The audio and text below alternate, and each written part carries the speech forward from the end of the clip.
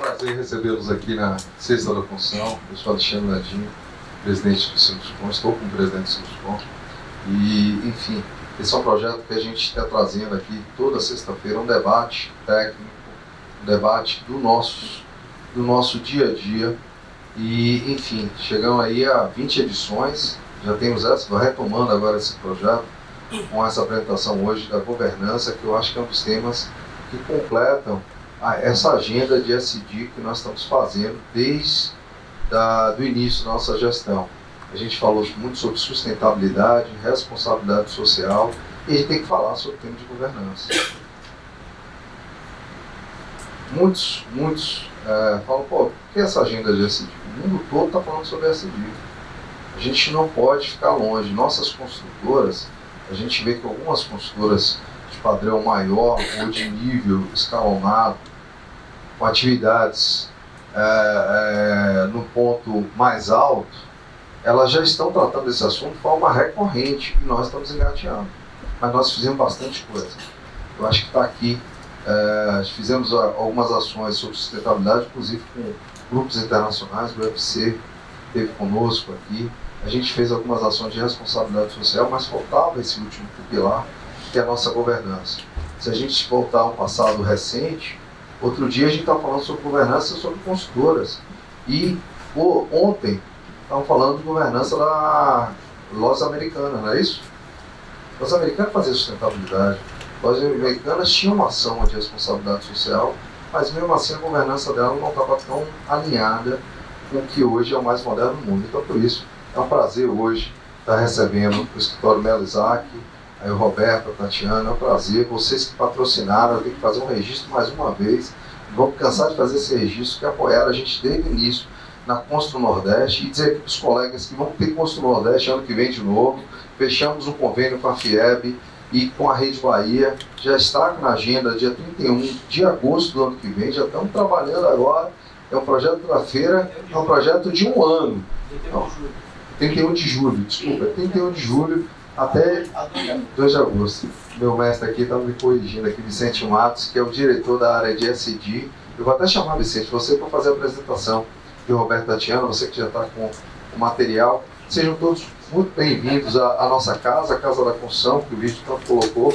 Semana que vem tem mais Sexta da Construção. E aproveitar aqui o fórum, não posso perder essa oportunidade de pedir para vocês, a gente também no tripé do SD, estamos fazendo uma ação, capitaneando aí, aceitando doações de brinquedos para o dia 12, Dia das Crianças, a gente fazer a doação.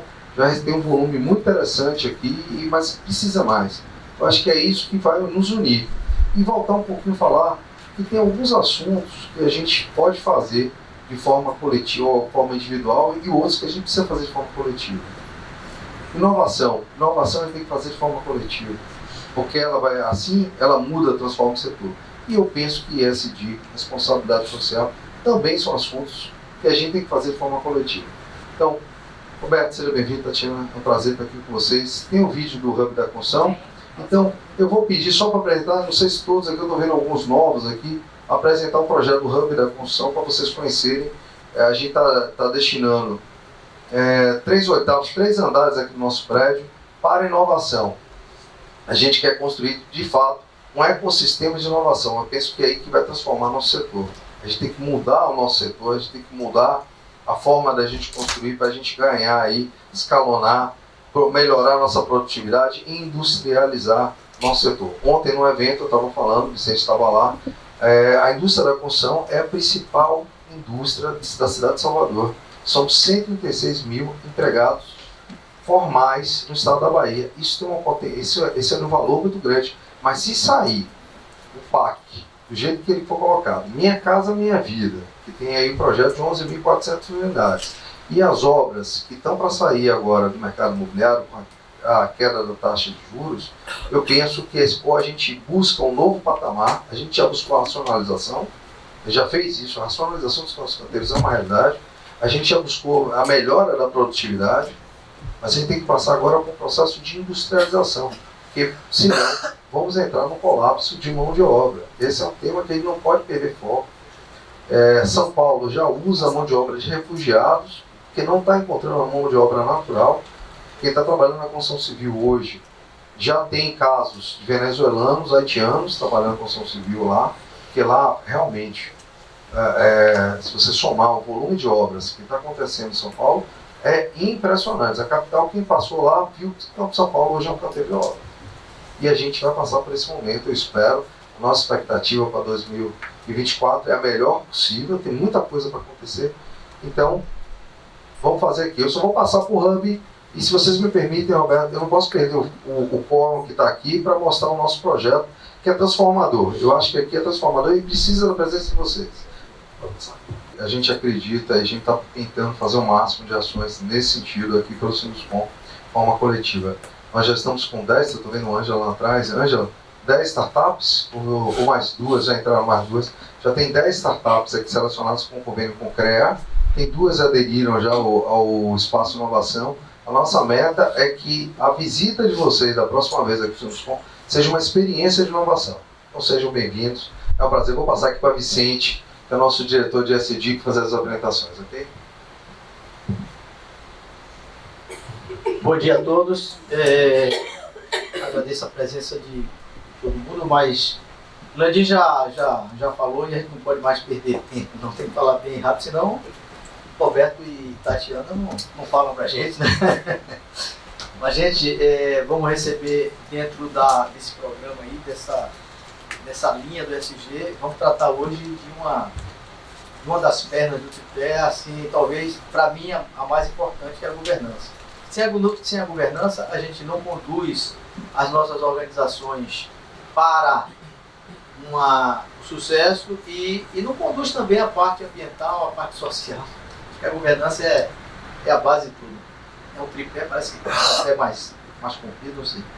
Mas vamos ver, nós temos hoje a honra e o prazer de receber aqui Roberto Melo e Tatiana Rossini. Roberto Melo, como vocês também já viram no anúncio, mas só repetindo um pouquinho, ele é advogado, sócio da Melo e Isaac Advogados, com atuação no direito empresarial, que é nosso ambiente aqui, e formação no Programa de Desenvolvimento do Conselho de Administração e Governança Corporativa pela Fundação Dom Cabral. É membro do Comitê de Gestão de Ética e Integridade da Liga Álvaro Bahia contra a mortalidade infantil. Então, está tudo dentro da linha do SG, né, Alberto? E Tatiana Rossini, também advogada, também sócia da Melo Isaac Advogados, é especialista em direito individual e coletivo do trabalho, coordenadora do Núcleo de Consultoria e Compliance do escritório, cursando o MBA em ESG pelo Instituto Brasileiro de Mercado de Capitais. Quer dizer, duas pessoas bastante qualificadas que certamente vão deixar a gente sair aqui assim com a consciência de que tivemos assim uma boa manhã de sexta-feira. É bom começar a sexta-feira assim, não é, gente? Então, Roberto, não sei, você primeiro vai falar, aí você se... Está com vocês dois aí. Muito obrigado aí pela presença de todos, hein, gente?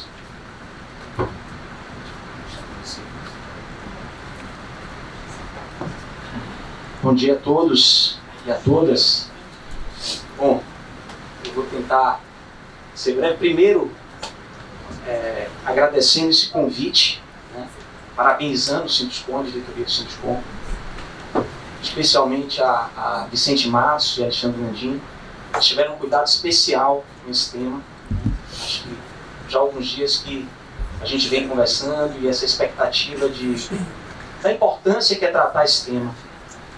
Um tema que é extremamente atual, a gente vai falar um pouquinho sobre isso, mas é complexo também, tá? Principalmente quando a gente vai falar de governança corporativa pensando em pequenas e médias empresas. Porque acho que a Alexandre chegou a referenciar isso aqui sobre as grandes construtoras, e a gente pensa sempre nas maiores organizações, a gente pensa em governança sempre olhando para os manuais e pensando que é algo distante, quando na verdade é algo que pode e deve sim ser aplicado em todos os níveis de uma organização, né? Eu, assim, gostaria de começar, normalmente esses eventos, quando a gente pode participar, a gente começa fazendo uma apresentação do escritório. Vou pedir desculpa aqui, minha sócia Natália, que está ali. Normalmente a gente apresenta um vídeo, a gente faz algo que mostra um pouquinho do escritório, mas eu escolhi hoje começar, em vez de fazer isso, mostrando um pouquinho sobre a nossa missão. O que acontece? Eu estava conversando lá fora com a Ângela e com o Vicente. A gente enxerga o escritório, já apresentando e introduzindo o tema para vocês, a gente enxerga o escritório, sim, como empresa. A despeito de que outros colegas, eu respeito, não entendem dessa forma, mas para nós, o escritório é sim uma empresa, nós sempre vivemos isso. E essa missão que nós, vou lembrar, Ivan também, meu sócio aqui presente, acho que em 2008 a gente pensou, hoje nós somos 63, entre colaboradores e advogados, né? Entre sócios e colaboradores. E naquela época nós éramos 8, e nós já parávamos para planejar o escritório. Já era uma rotina, pelo menos uma vez por ano, 2, parar para poder fazer o planejamento estratégico, para entender o que a gente queria. E eu vou mostrar para vocês, apresentando um pouquinho do escritório, que nós temos também as nossas regras do jogo. Essa missão ela foi revisitada em 2015, foi revisada novamente em 2020. Mas é bom a gente estar sempre olhando e vendo porque essa é a nossa linha mestra, né? Além do nosso propósito naturalmente. Mas o que a gente diz? Prestar serviços jurídicos de excelência, comprometidos com as necessidades dos clientes, atuando em equipe, de forma ética, sustentável, plural e independente, atentos à realização pessoal e profissional de todos os seus integrantes. Aqui estão os nossos valores. E isso desdobra para aquilo que eu vou chamar de nossa governança. Começar a falar dessa forma. Né? Nós somos 11 sócios, temos um conselho que ele é formado por 4 sócios e por um conselheiro independente. Vamos chamar aqui, está aqui Adroaldo Neiva, ali um executivo, alguém formado em economia, né? Empresário, atua na área de hotelaria, outra área completamente diferente, já foi executivo da Ambev e de grandes empresas, e ele nos assessora, ele quem monta conosco a estratégia, ele que senta para discutir, né, as regras do jogo, ele nos ajuda na condução do escritório. E esses valores, para que a gente possa manter, para que a gente possa cumprir, a gente tem a nossa governança própria. Né? Então, quando eu falo de excelência, naturalmente que eu tenho que ter uma política de qualidade. Né? Quando eu falo de compromisso com as necessidades do cliente, essa política tem que primar, conhecer o meu cliente, entender o que ele precisa. Quando eu falo de atuar em equipe, isso desdobra na minha política de qualidade um capítulo que fala por atendimento. Então, o cliente lá, ele não vai ser atendido por um advogado, ele vai ser atendido sempre por uma equipe. No mínimo 2 tem que estar ali para poder fazer aquele atendimento. Essa é a nossa filosofia de trabalho. De forma ética, isso é um valor importantíssimo. Né? Assim como na área de vocês, a gente está sempre exposto a vários riscos e a gente precisa trabalhar. Sustentável, a sustentabilidade, a visão de longo prazo e todos os nossos compromissos com o nosso entorno, eles têm que estar dentro da nossa atuação. Plural, independente, atentos à realização pessoal e profissional de todos os seus integrantes. Se eu falo disso, eu preciso ter uma política de contratação, preciso ter uma política de pessoal. E tudo isso é desdobrado. E eu preciso controlar para que isso aconteça. Onde é que está esse controle? Na primeira linha, como se fala em governança, a gente tem as nossas equipes, nós temos os nossos coordenadores. Eles é que vão fazer a primeira linha. Então, naturalmente, se na minha política de qualidade, eu preciso ter um engajamento com o meu cliente, entender o que lhe acontece, o que é cobrado do nosso profissional é que ele conheça o negócio. Se ele está atendendo a concreta engenharia, por exemplo, vou dar um exemplo, ele precisa conhecer. A concreta trabalha com obra pública, a concreta trabalha com incorporação, a concreta faz... Qual é a atividade dela? O que é que permeia? Quais são os problemas? Qual é o plano de negócio do ano que vem? Ele tem que entender e ele é cobrado.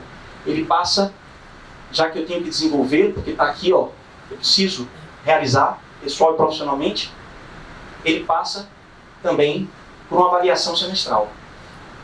Que passa pela primeira linha, no feedback com o seu coordenador, numa segunda linha, que a gente tem uma controladoria, vamos chamar assim.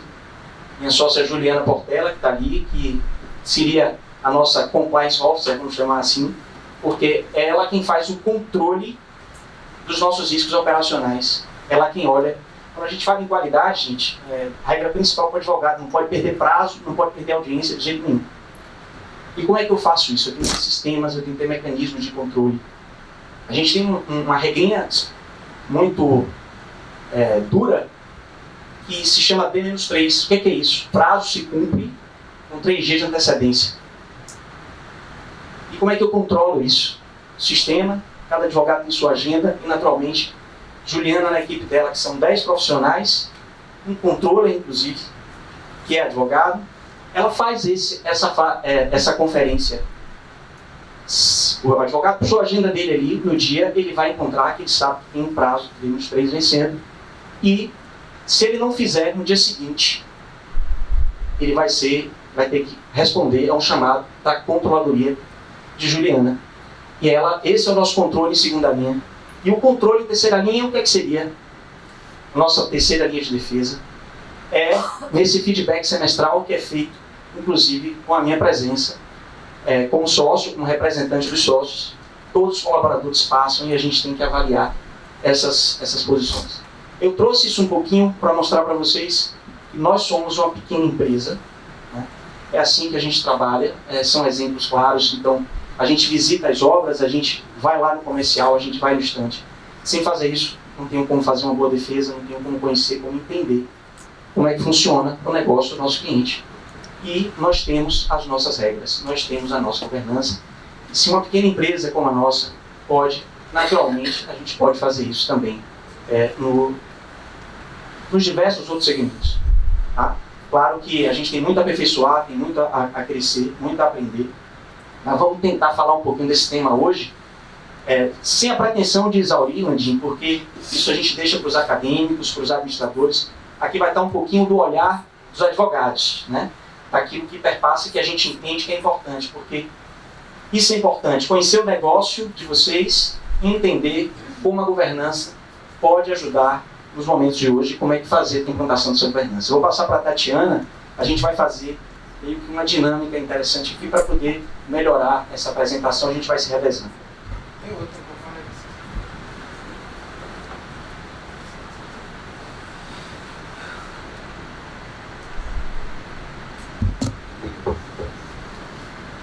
Bom dia a todos. Nos trouxeram esse tema tão técnico, tão carregado para uma sexta de manhã, né? Então eu vou tentar fazer colocações em cima de todo o tema de uma forma mais leve, né? Então, assim, vamos pensar primeiro governança corporativa, né? Pelo que Roberto destacou aqui para a gente, seriam mecanismos de gestão de uma empresa utilizando uma sistemática de controle de riscos, né? E principalmente enraizado em valores e princípios da empresa. Partindo dessas considerações iniciais, eu ratifico o que ele colocou. A governança corporativa não é algo para grandes empresas, tá? Ela é uma realidade, precisa ser, é vital para pequenas, médias, grandes empresas. Empresas que querem se tornar perenes, que querem continuar no mercado e que querem se desenvolver de maneira estruturada e organizada.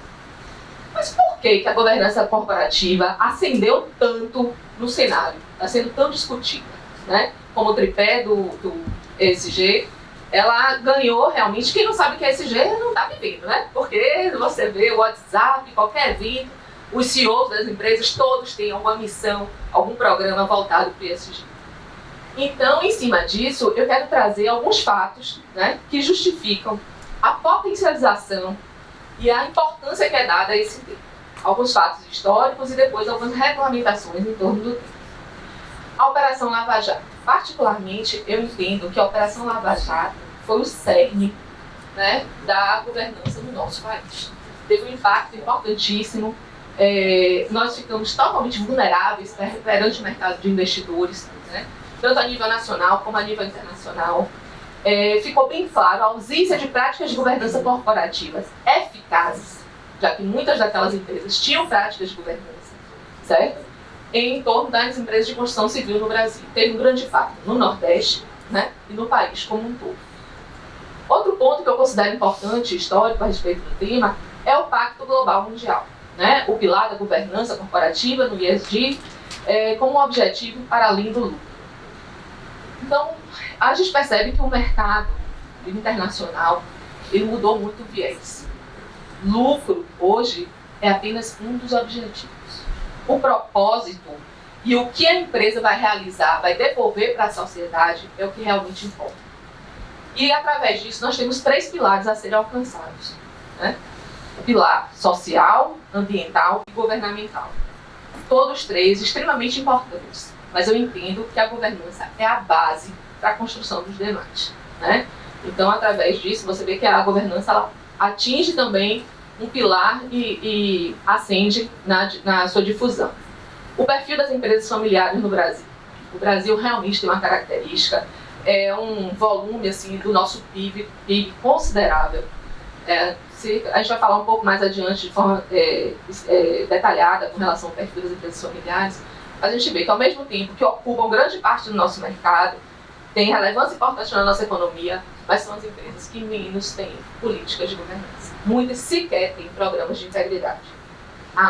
Então, isso realmente gera um impacto no olhar do investidor para o mercado brasileiro.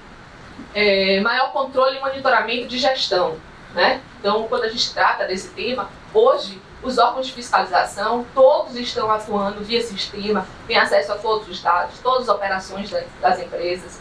Então, as informações são difundidas de maneira muito rápida. Há um controle das operações das empresas. Então, mediante isso, a empresa precisa estar estruturada e organizada para justificar, para atuar com transparência, para fazer a prestação de contas, já que hoje o acesso a essa informação está difundido, né, de maneira exponencial. E aí nós temos algumas normas, né, que vieram a regulamentar o tema.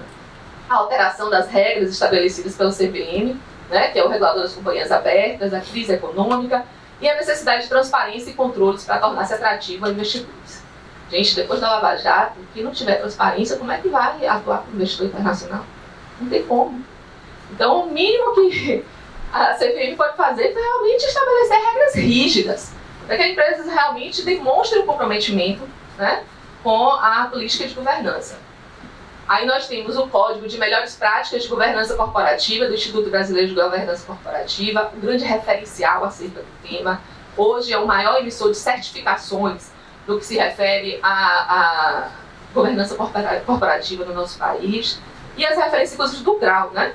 E hoje a gente tem até o 5º grau, e as empresas brasileiras, acho que a certificação máxima que se chegou foi a 2. Ninguém conseguiu alcançar plenamente, né? Ele está, inclusive, agora com uma nova edição. A gente vai falar um pouco também mais à frente sobre isso. As leis anticorrupção, né, que está fazendo agora 10 anos, cujo decreto regulamentou principalmente o programa de integridade, agora em 2022, que impôs a todas as empresas, declarando a responsabilidade objetiva das pessoas jurídicas. Né? Então, a casadinha Lei Anticorrupção, Operação Lava Jato, realmente foi um momento crucial, né, na necessidade de aperfeiçoamento das políticas de governança no nosso país. A lei antitrust também, que utiliza a governança corporativa também como meio de atenuar as penas, e também é um regulador, né, de prevenção e repreensão das infrações em relação à ordem econômica. A gente tem a lei da sociedade anônima, imputando a responsabilidade legal dos administradores da sociedade, e para isso, a salvaguardar o direito e a posição dos administradores, é necessário uma boa política de governança. O Roberto vai falar um pouco à frente também sobre o tema. A LGPD, difusão da internet, aceleração da transformação digital, principalmente após a pandemia. Hoje, infelizmente, as informações, sejam fake news, sejam informações corretas, se difundem muito rápido, né? Então as empresas precisam ter um programa de integridade, um programa de compliance, para comprovar suas ações, porque no momento que você é pego com a denúncia, e se há um incidente acerca da sua reputação, a gente pode estar com contagem regressiva para o dia que aquela empresa vai encerrar suas atividades. Ou, no mínimo, ter um impacto que vai tornar extremamente difícil se reerguer. Né? Então, foi um fato realmente que causou impacto nesse processo de estruturação, né, de formalização. Eu gosto de falar que, se você tem uma empresa, você não tem uma governança corporativa, o primeiro passo vamos começar a formalizar a nossa operação, nosso negócio. Não dá para atuar na informalidade nos dias de hoje. Caso contrário, sua empresa está com os dias contados. Né?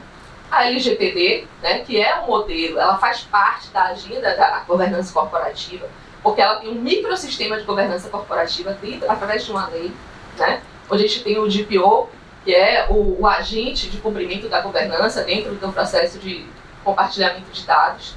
A gente vai falar um pouquinho mais à frente também sobre isso. E, mais recentemente, a nova lei de licitações, tá? Que exige política de integridade para contratações, né, de grande vulto, além do que a existência de uma política de integridade conta como critério de desempate. Além de critério de desempate, ele também é utilizado, né, para atenuar as sanções. Deixa eu passar aqui. Gente, Tatiana falou um pouquinho sobre a Operação Lava Jato. A gente trouxe só alguns números que foram levantados pelo DIEESE. Né? A ausência de governança corporativa fez o Brasil perder 4,4 milhões de empregos e 172,2 bilhões de reais em investimentos. A construção civil perdeu 1,1 milhão de postos de trabalho. Né?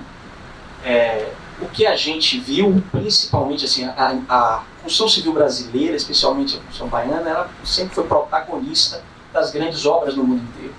E a gente perdeu muito, algo que talvez a gente leve aí em torno de 20 anos, né, para poder recuperar o espaço que se tinha. Então esse foi o grande estrago da operação, como um todo, pegou as empresas com uma governança, digamos assim, ainda em estágio muito precário. Né? O que nós tínhamos aí?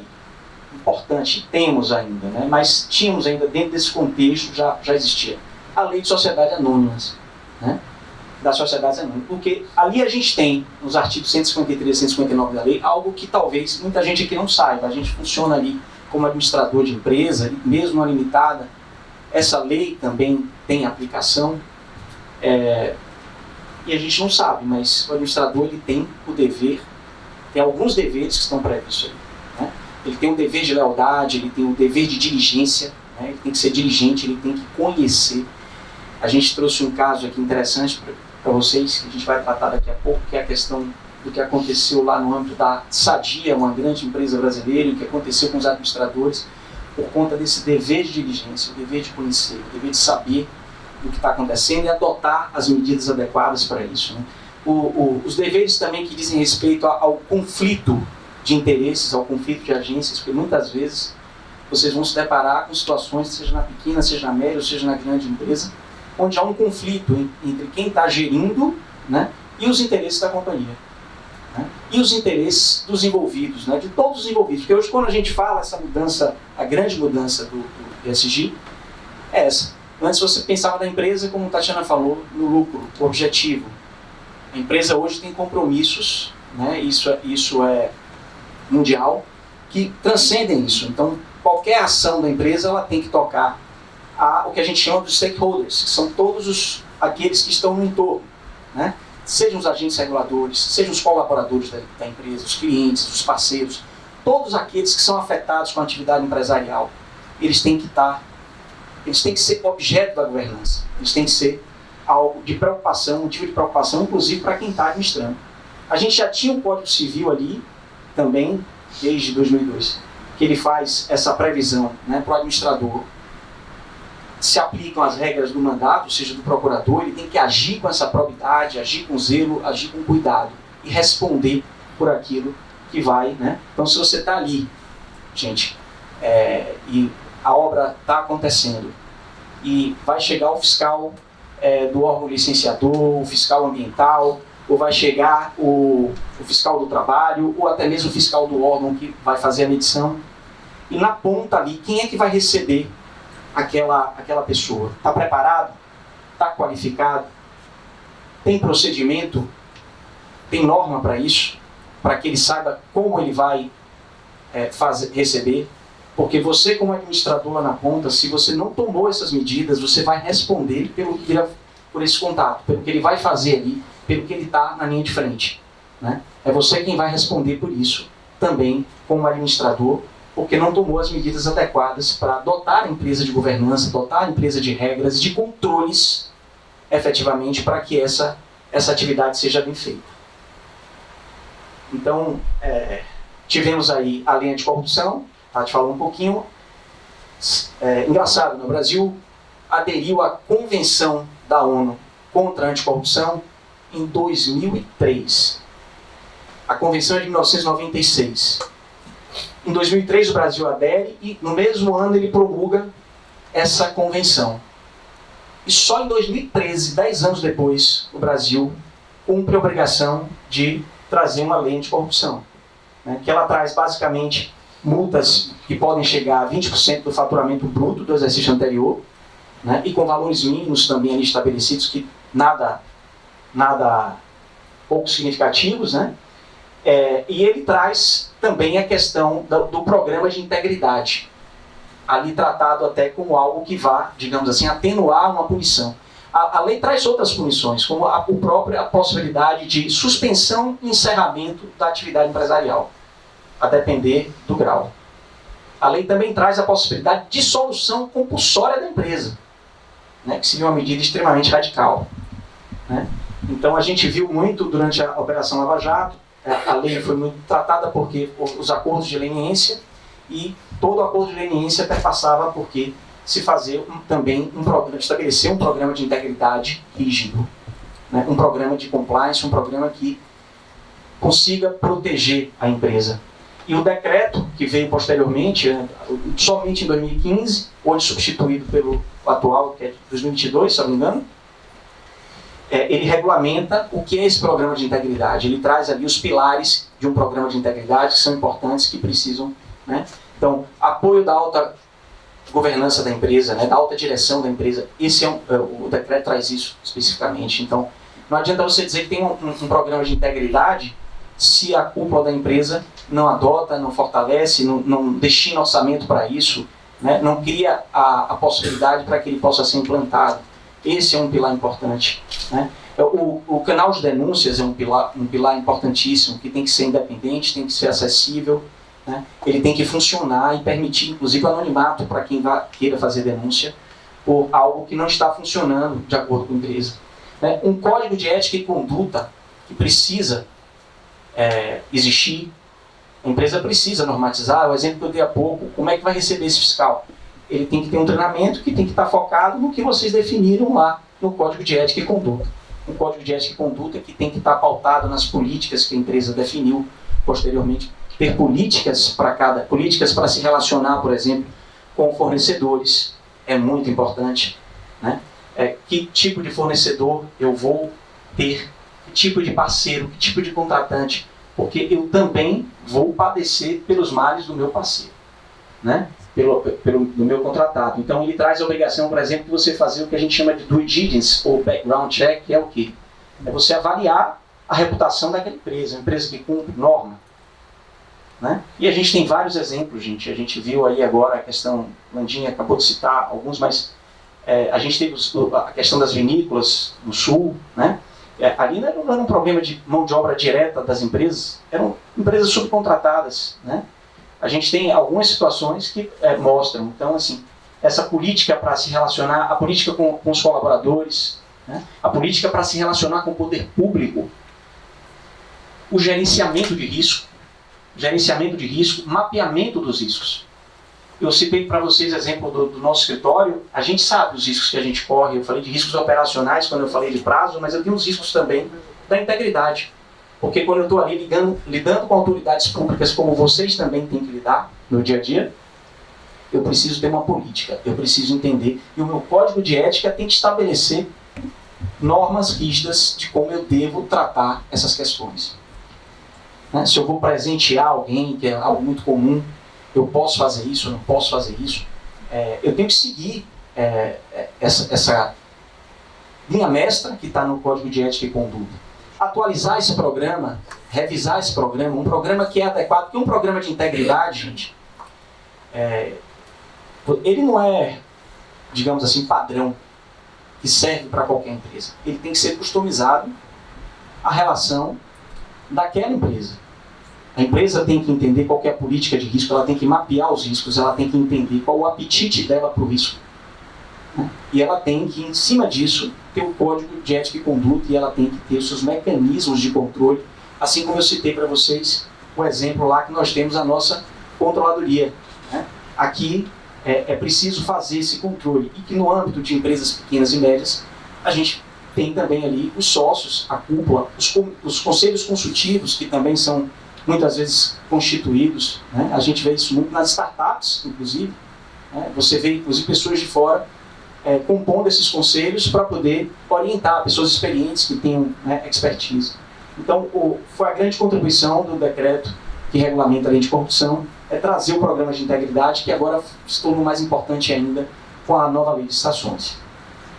Eu vou apenas acrescentar que esse programa de integridade, hoje, ele passa a ser obrigatório no caso de empresas que sofreram sanções, tá? Ou seja, além das sanções ordinárias, as empresas que foram, na verdade, sancionadas, Os acordos de leniência, através de acordos de leniência, etc., obrigatoriamente precisam implementar o plano de integridade, tá? E aí eu vou falar um pouco mais agora sobre a LGPD, tá? Que é um microsistema de governança corporativa, em que a gente tem na figura do conselho de administração ou do conselho consultivo, como o Roberto colocou, o DPO, tá? Que ele é o responsável, dentro de uma empresa, pelo tratamento dos dados que ali é realizado. E ele responde individualmente e responde pela empresa, tá? Então, é uma situação que muitas pessoas pensam, não, mas a LGPD não veio para ficar, não vai realizar. Vai sim. Por quê? Porque hoje a difusão de dados, a velocidade das informações transmitidas, o volume de dados e o dado como um ativo precioso como né, tornam imperativas a existência de um procedimento interno da empresa com relação ao tratamento de dados.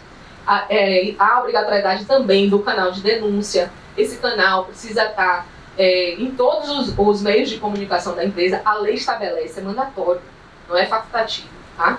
Os canais de denúncia. Precisa haver também os procedimentos internos com relação à apuração dessas denúncias, a uma sindicância, as penalidades, ou seja, tudo isso precisa ser devidamente regulamentado. É um microsistema, né, de governança corporativa.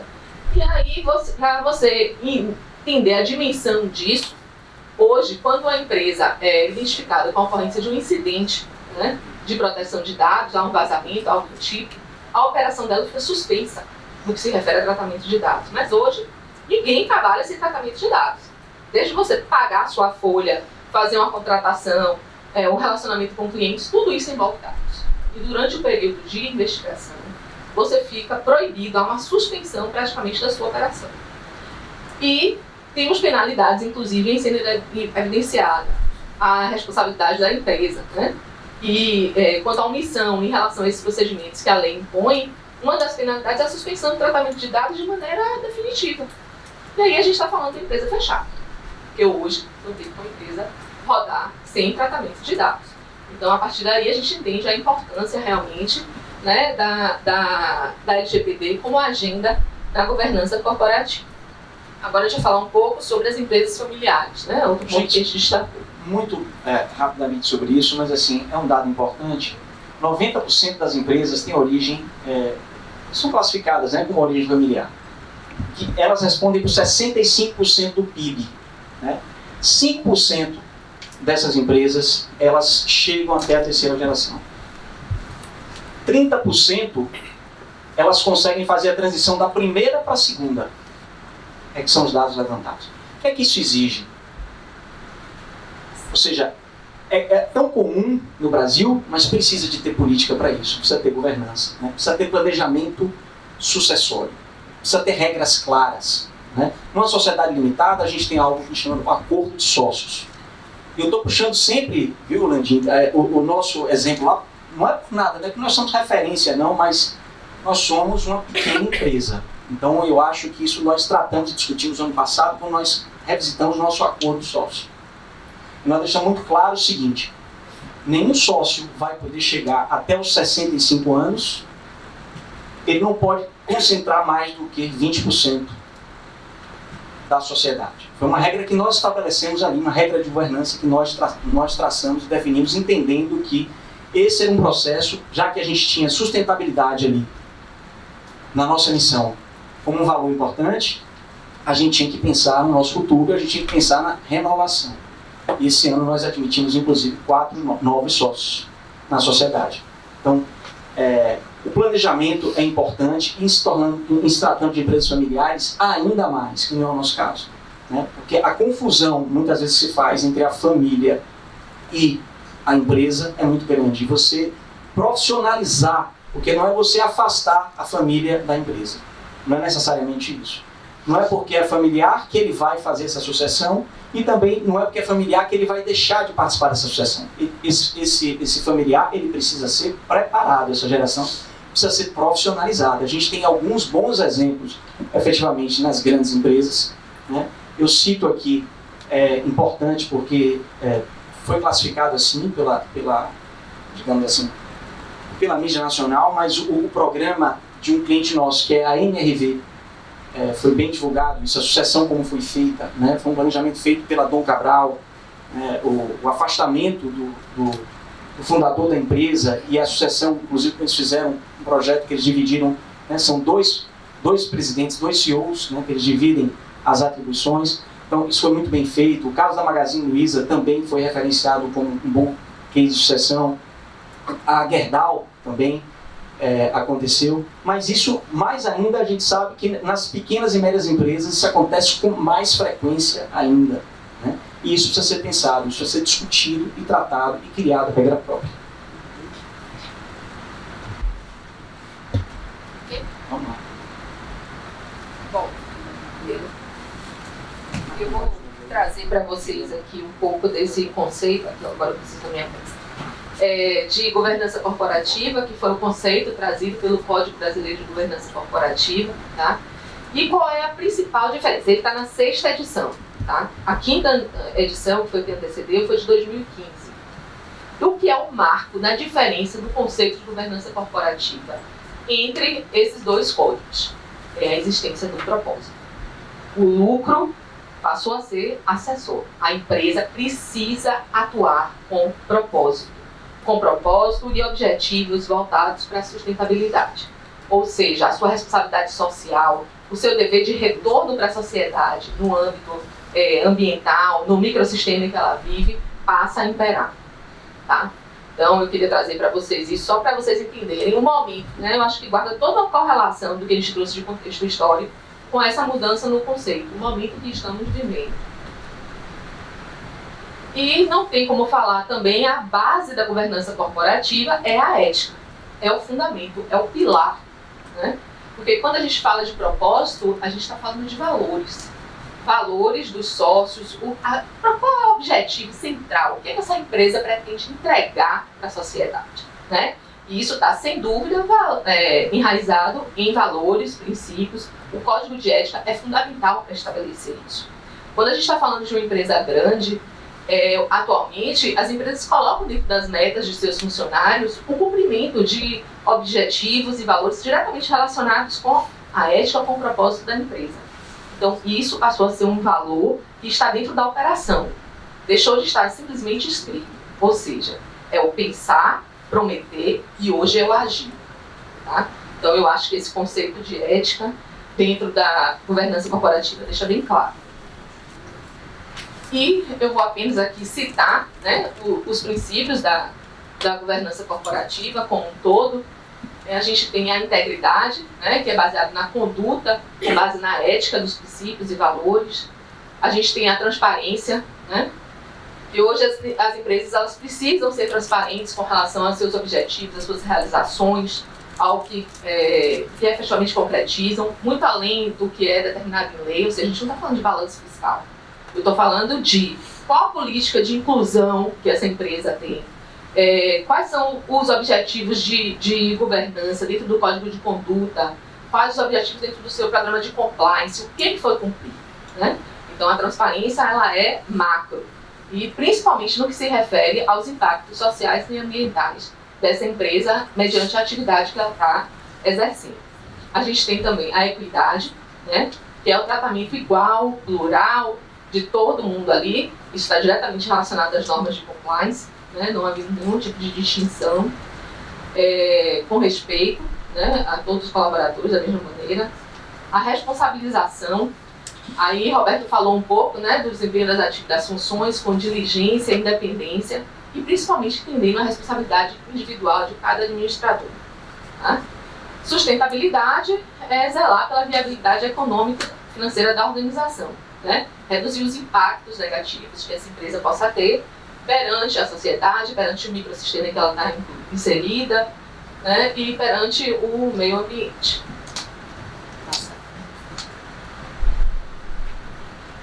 E agora eu trago aqui uma estrutura, né? Uma macroestrutura para vocês entenderem da governança. A gente tem a pirâmide ali, com sócios, acionistas que formam o conselho. Isso a gente está falando de uma empresa grande, tá? Mas quando você vai trazer isso para uma empresa menor, a gente tem ali o conselho consultivo, o próprio sócio, né? Que está mencionado, que é a composição da governança corporativa, a diretoria, gerentes, as equipes, os consultores, os princípios que eu trouxe para vocês anteriormente, e aqui diretamente quem são os stakeholders, né? Ou seja, as pessoas que estão diretamente relacionadas e impactadas pela atividade empresarial. Então aí a gente tem os investidores, clientes, funcionários e órgãos reguladores. E para cada um desses, a empresa precisa ter uma política clara de como se posicionar, de como conduzir, né? Então, dentro da agenda de governança, tem o estabelecimento de políticas direcionadas para a comunicação com todos os tipos de stakeholders. Aqui a gente traz a hierarquia de gestão da governança corporativa, tá? O que cada um, né, qual o papel de cada um. E aí, se a gente está falando, né, que o objetivo da nossa palestra hoje é trazer isso para pequenas e médias empresas, eu trocaria aqui a figura do conselho de administração pelo sócio ou conselho consultivo, tá? É muito interessante que algumas empresas, acho que o Roberto citou exemplos aqui, inclusive, que elas elegem grupos de empresários, de donos de empresas, formam um conselho e eles mesmos vão dando apoio às suas empresas, atuando como conselheiro, né? É uma forma interessante também. E isso porque a hierarquia de gestão da governança corporativa, ela depende muito do tamanho da empresa. E tem que ter governança para todo tipo de empresa, né? A gente não está falando aqui de SA somente. Empresas pequenas, médias, limitadas. Cada uma tem um tipo de governança customizado de acordo com suas demandas e com o seu tamanho, tá? A diretoria e gerentes, né, que no caso das pequenas e médias empresas, essa função geralmente é exercida pelo gerente, e o controle, né, os mecanismos de controle, que são os consultores, a auditoria terceirizada, que é contratada, né, que faz o serviço de ouvidoria dentro daquela empresa. E aí eu vou citar um exemplo, mas dizer, Tatiana, e na operação? O que isso aqui significa? E aí eu vou trazer o exemplo da contratação de empresas terceirizadas, certo? Então, se uma construtora ela quer contratar uma empresa terceirizada, o conselho de administração, na figura do sócio ou do conselho consultivo, vai identificar quais são os parâmetros dessa contratação. Quais são os requisitos, quais são as condições, qual o perfil. Definir a política. Definir a política de contratação, tá? Então, eles vão definir e validar essa política. Os gerentes e a diretoria serão responsáveis por executar essa política, certo? E está corrigindo o rumo em algum momento, mas eles são responsáveis por executar isso, tá? E a gente tem um controle através das auditorias, que vai fazer o controle se isso está sendo efetivamente implementado da maneira correta, né? Vamos fazer os ajustes e reportando tudo isso ao conselho, no caso a figura dos sócios, tá? E aí a gente tem a agenda propriamente dita, né, de implementação, ou seja, o case prático. Primeira coisa, contratar uma assessoria especializada que vai fazer um mapeamento da sua atividade, vai identificar quais são os riscos, qual a aderência à legislação que você tem que estar, né, em conformidade. A assessoria ela vai fazer um mapeamento, né, e trazer um projeto. Esse projeto ele é validado pelo conselho, né, o conselho administrativo ou pelos sócios e pelo conselho consultivo, tá? E é o que vai ser o que vai guiar o farol, né, da agenda de governança dentro daquela empresa. E nesse período é analisado também a análise do estatuto social e acordo de sócios. Por quê? Porque o plano ele precisa estar de acordo e ser viabilizado pelo estatuto social e pelo acordo de sócios. Então o que está estabelecido no plano precisa poder ser executado. E muitas vezes a forma que a gente tem hoje de estruturação da sociedade não permite. Aí a gente vai estabelecer a alçada de cada sócio, os limites de atuação, de sócios, diretores. Então, é extremamente necessário que haja, né, uma análise do Estatuto Social e Acordo de Sócios como forma de viabilizar a aplicação do programa de integridade. Tá? Então a gente colocou aqui a elaboração das políticas internas, né, de financeira, de integridade, o código de ética é essencial, é nele que vão estar claros os valores e princípios dessa empresa. Tá? Ele eu digo assim, que é um norte. Tudo tem que estar voltado à operação da empresa, tudo tem que estar voltado para o código de ética, para os valores e princípios, né, dessa empresa. A estruturação dos sistemas de controles e processos, isso aí é feito dentro dos setores, né? A gente, no caso, Roberto deu o exemplo da nossa controladoria, mas dentro da empresa, com certeza, tem diversos graus de hierarquia realizando esse tipo de controle e processo.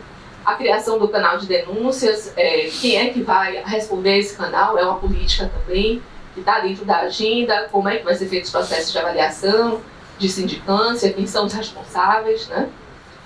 A capacitação da equipe, porque não adianta nada você ter escrito bem bonito e ninguém cumprir. E para cumprir você precisa capacitar a equipe, até mesmo para que você possa exigir.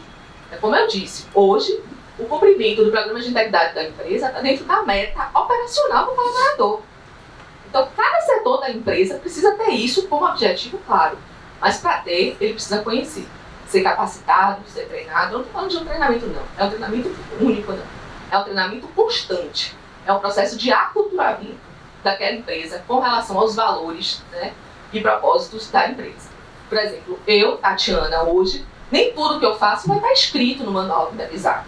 Porém, eu preciso, dentro do processo de aculturamento, entender qual é o meu papel, até onde eu posso ir e os limites. Ou seja, são critérios subjetivos que foram criados pelo processo de aculturamento.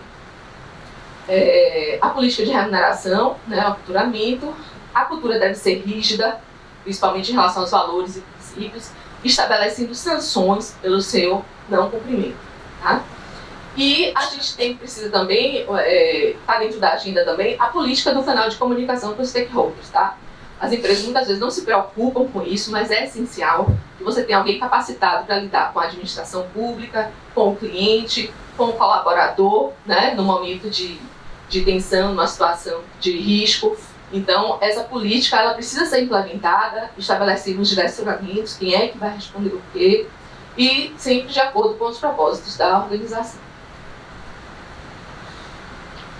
E aí, quando a gente pensa macro, vocês aqui da área da engenharia vão estar muito mais cientes do que eu e vão entender melhor essa preocupação.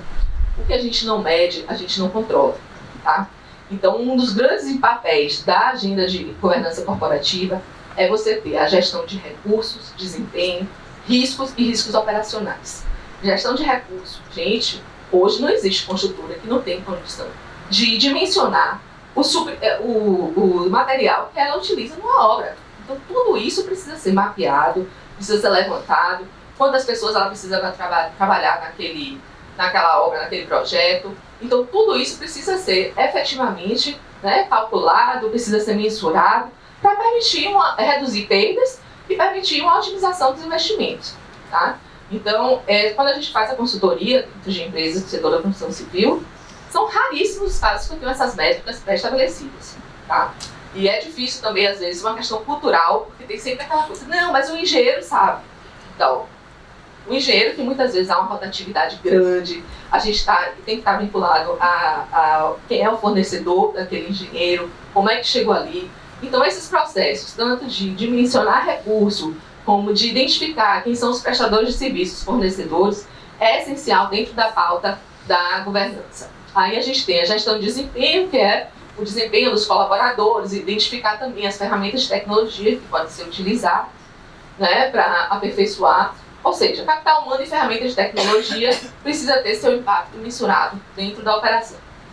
Riscos ambientais, sem dúvida, né, porque riscos ambientais estão diretamente relacionados hoje com o encerramento de atividade de uma empresa. Então, isso precisa estar mensurado, precisa estar dentro do orçamento, né, da empresa e sob controle constante. E o risco operacional, né, que é o risco dentro da atividade mesmo, dentro do canteiro, que isso precisa ser identificado, mapeado e os colaboradores capacitados em relação a esse risco. Tá? Eu, como advogada, a gente pensa sempre assim, ó, a prova, né? Então, vamos fazer os treinamentos, a capacitação, tudo isso precisa estar mapeado e devidamente documentado. A gente fala agora de riscos judiciais, tá? Nós temos a implementação de consultoria e compliance trabalhista, em que nós vamos identificar dentro do seu negócio quais são os riscos judiciais, a vulnerabilidade, a legislação. Isso é um procedimento que a gente no escritório já faz há algum tempo dentro das empresas, e fazemos análise dos contratos, né? Da gestão mesmo da mão de obra dentro da construção civil, no caso da construção civil. E a gente, hoje, nossa expertise fala que eu consigo somente fazer uma reavaliação dos contratos de trabalho com a redução de até 30% da folha. Tá? Por quê? Porque as pessoas que estão direcionadas e dedicadas àquilo não estão se atualizando em relação à legislação, não enxergam, às vezes, a própria comodidade. Quando você tem uma obra aqui, outra obra ali, quem está fazendo a gestão dentro do RH não consegue dimensionar as pessoas que estão em cada obra, qual a quantidade, ou seja, trabalha com um modelo padrão, né? E a gente pode ter uma redução de custos fazendo essa reavaliação, tá? Sem falar nos riscos trabalhistas. Quando você faz um programa de aderência à legislação, você reduz os riscos, né, de processo trabalhista. Inclusive, dentro disso, a gente, dos riscos judiciais, a gente tem outro microsistema, que é o de governança corporativa, que é o programa de combate ao assédio moral e sexual, tá? Que hoje é uma lei e que exige a implementação para todas as empresas. Houve uma alteração da NR5, em que você tem que ter uma política de combate, ou seja, aquele treinamento que a gente tem anual da CIPA se estende ao combate à política de assédio moral e sexual, tá?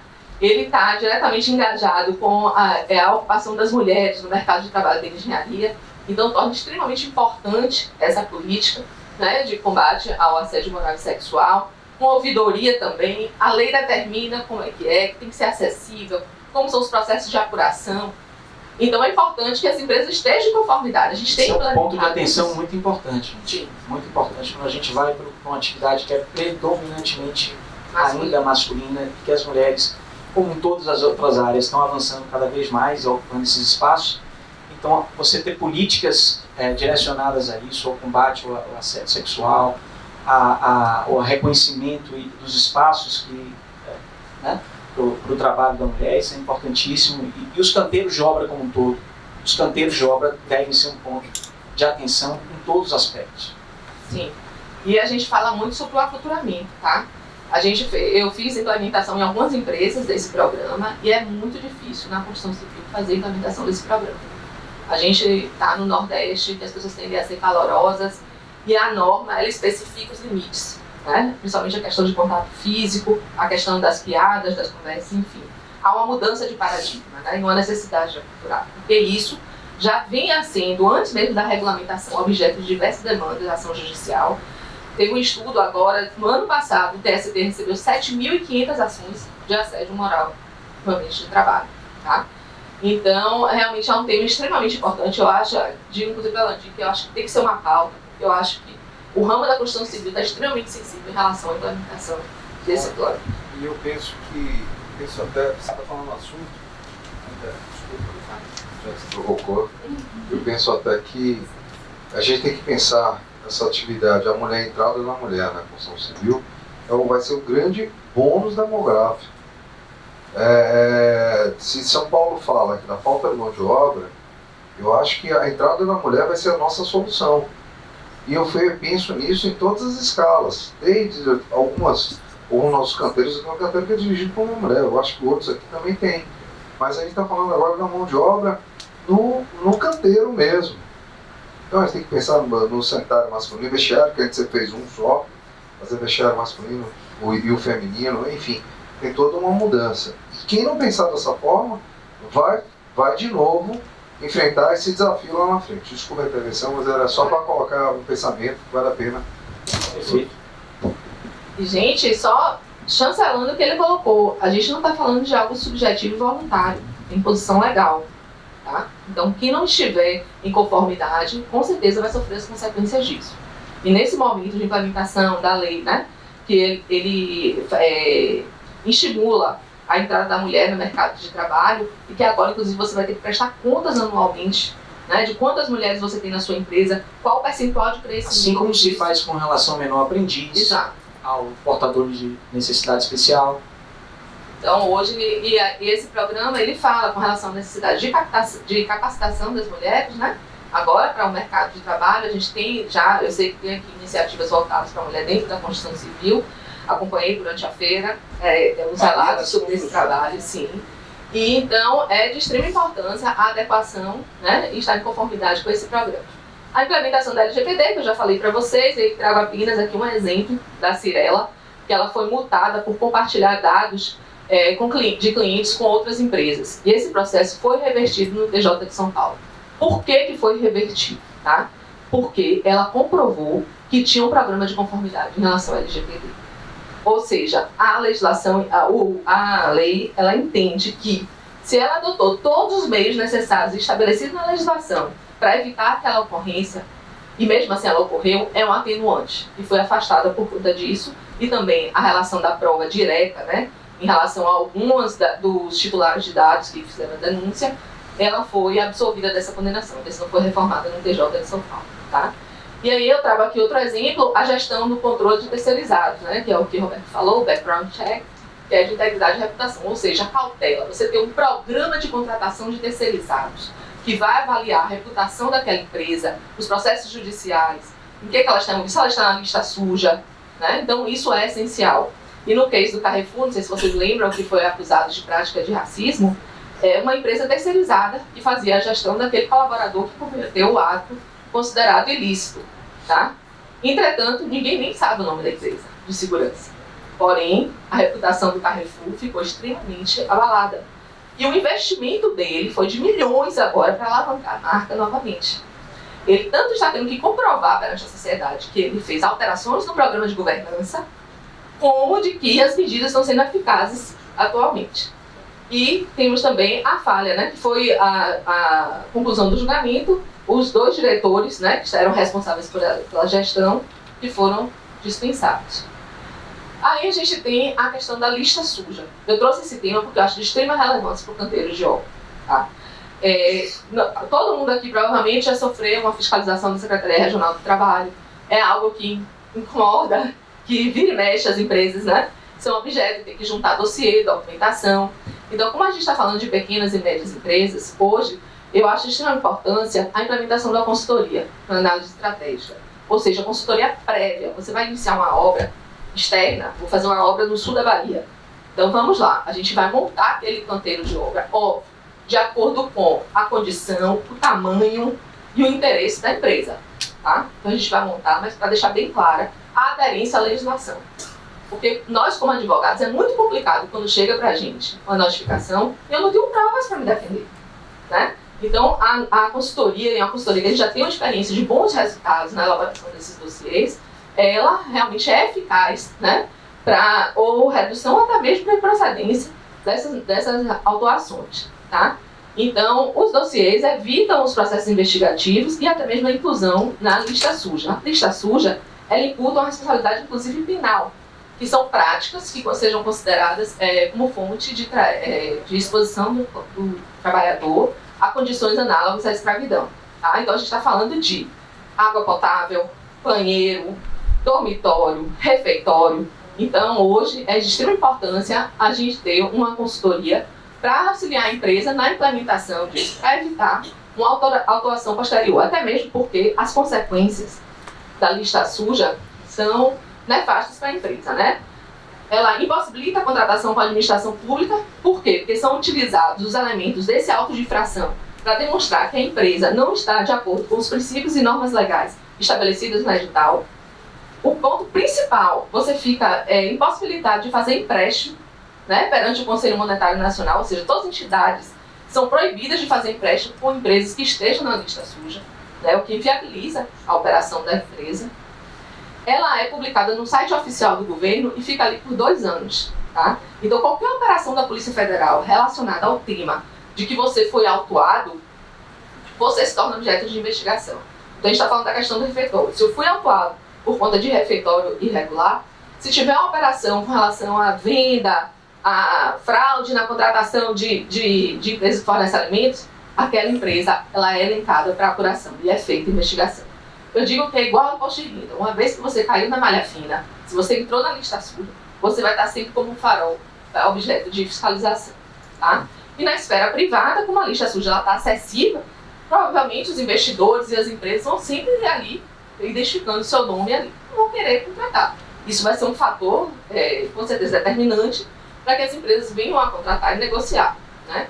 Então, um desfecho incapaz de desconstruir os fatos atestados na fiscalização causa um dano reputacional a essas empresas e aos responsáveis envolvidos. Porque hoje a gente já está falando da desconsideração da responsabilidade jurídica dessas pessoas. Então não adianta, porque, às vezes antes a gente fazia, não, vou fechar essa empresa e abro outra. Mas você fica diretamente responsável por aquilo, tá? Dado isso, é extremamente de extrema importância a gente fazer um estudo e um trabalho em cima dessas condições de trabalho para evitar qualquer tipo de sanção, né, ou fiscalização nesse sentido. E agora vou falar um pouco sobre as instituições certificadoras, tá? Isso aqui está diretamente relacionado à construção civil, quais são as principais certificações, e todas elas exigem ou programa de integridade ou programa de governança. Tá? A gente tem a ISO 9001, que é a gestão de qualidade, vocês devem conhecer no âmbito da fornecimento de serviços e produtos. O IPTU verde, né, que aqui o prédio foi o primeiro a ser contemplado pelo benefício, né, na redução do IPTU para empreendimentos com práticas de sustentabilidade. A GBC Brasil, que é a maior organização hoje certificadora em relação à sustentabilidade, né, e faz a gestão no Brasil do selo o Zero Energy, que é o consumo de energia, e o Edge Lead também, ele é certificado pela GBC Brasil. Então, são certificações importantes. Aí eu vou falar já adiante. Opa, deixa eu só passar. Para os programas de incentivo do mercado financeiro. Tá? Por quê? Porque hoje, para que você tenha esse tipo de incentivo, você precisa estar certificado.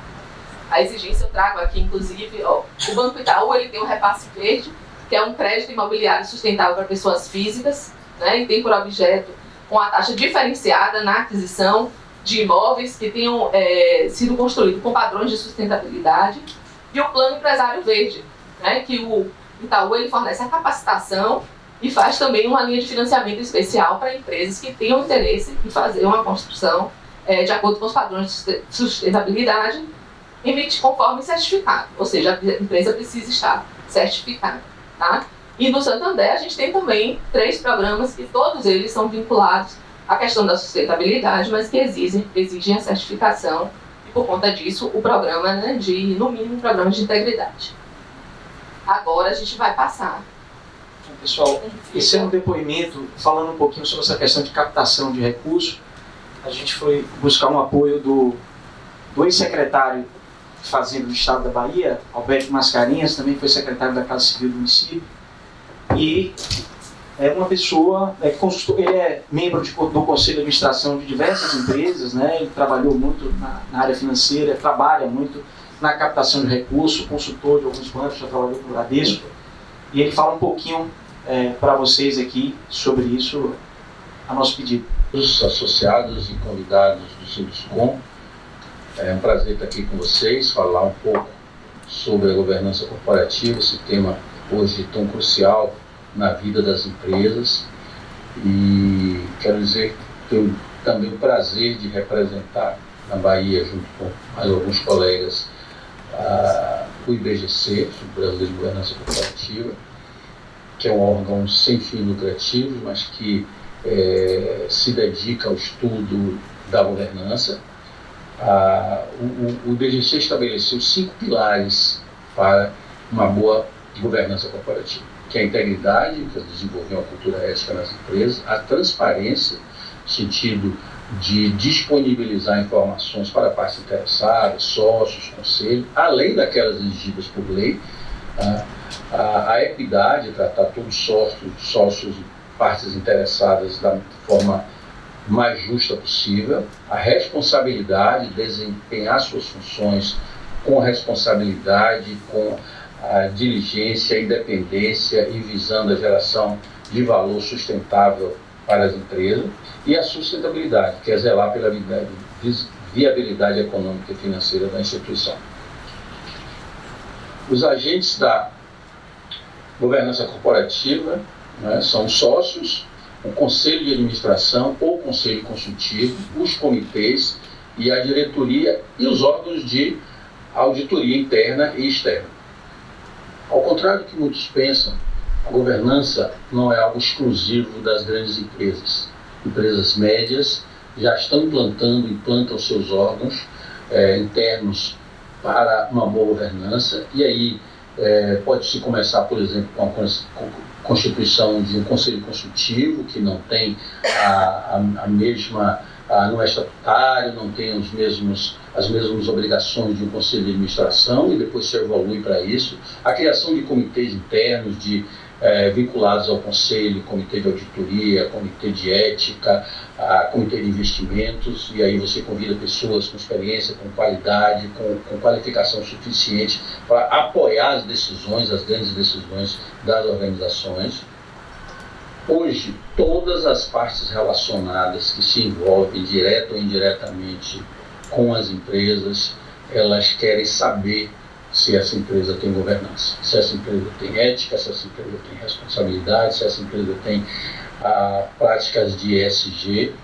E nesses stakeholders eu falo, aí se inclui bancos, instituições financeiras, para você buscar um financiamento, para você buscar o lançamento a depender da área, de um CRI, de um CRA, de uma debêntures, para buscar financiamento no mercado.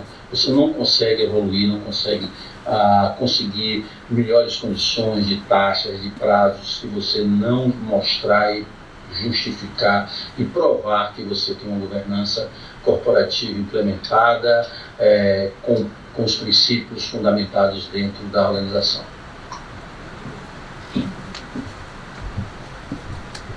Bom, gente, falar um pouquinho para vocês agora, muito rapidamente, da minha experiência como membro do Conselho de Administração da Liga Álvaro Bahia. Para quem não conhece, a Liga Álvaro Bahia contra a Mortalidade Infantil, ela é a instituição que administra e é a proprietária do Hospital Martagão de Esteira, né? Ela também tem a SOKids, o CRETEA, que é um centro de atenção para o autista, né?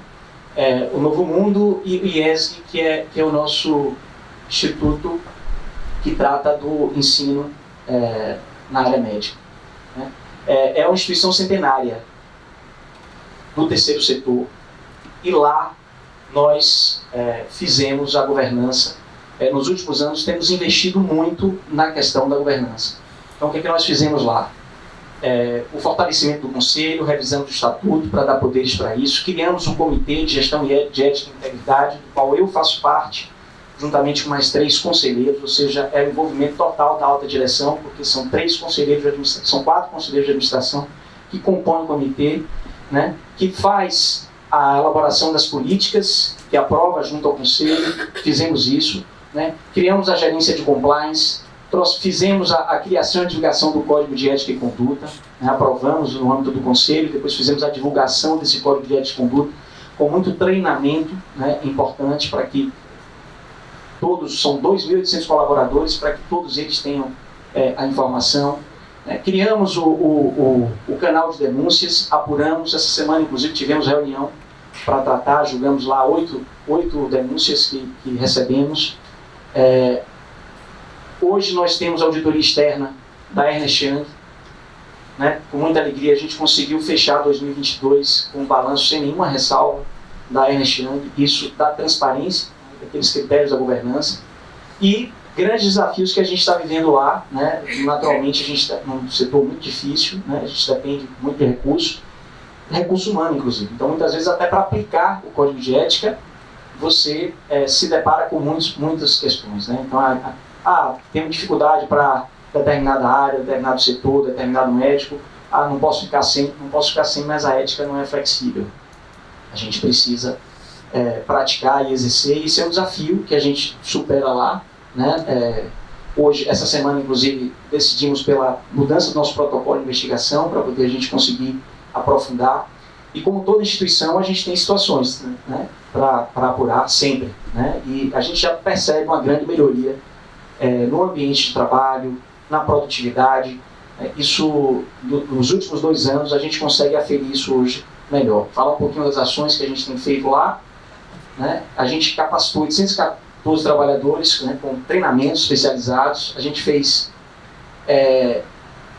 Além dos treinamentos, a gente promove as semanas de integridade, onde a gente faz palestras, a gente divulga muito código de ética e conduta, discute, trabalha, trata, e tem o envolvimento do COGEI, né, do qual eu faço parte, do conselho.